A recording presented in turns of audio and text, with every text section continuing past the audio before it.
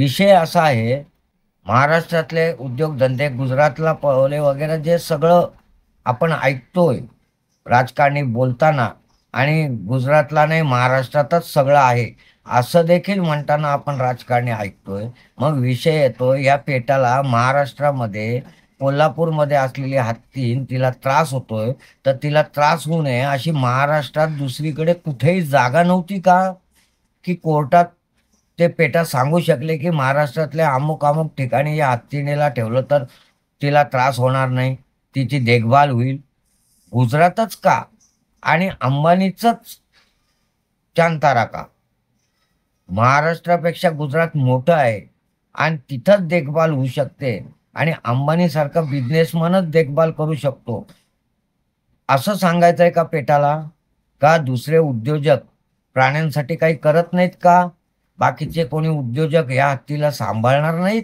तिची देखभाल करू शकणार नाहीत? फक्त अंबानीच करतील?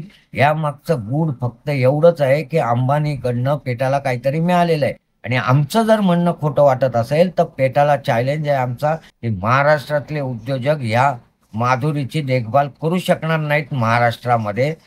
तिची काळजी घेणारा एकही उद्योजक महाराष्ट्रामध्ये नाही, तो फक्त अंबानी आणि गुजरातमध्येच आहे.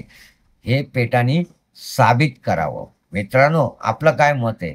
हा महाराष्ट्राचा अपमान पेटाने केलाय असं वाटत नाही का? हत्तीनेची प्राण्याबाबत त्याला काळजी असणं मान्य करू शकतो. आपण म्हणू शकतो, हो, हो, त्याला खूप काळजी आहे. अचानक तो जागा झालाय आणि त्याला काळजी पडलेली आहे.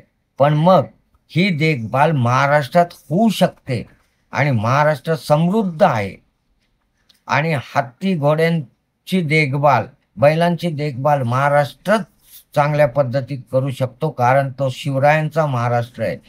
हे पेटा का बोलत नाही? आमचा चॅलेंज आहे पेटाला की त्यांनी साबित करावं की महाराष्ट्रामध्ये अशा जागा नाहीत किंवा कोल्हापूरमध्ये त्रास होत होता तर दुसरं कुठलाही उद्योजक महाराष्ट्रातला, कुठलाही पुढारी, कुठलंही महाराष्ट्र राज्य सरकार या गोष्टी करू शकत नाही. हे साबित करावं.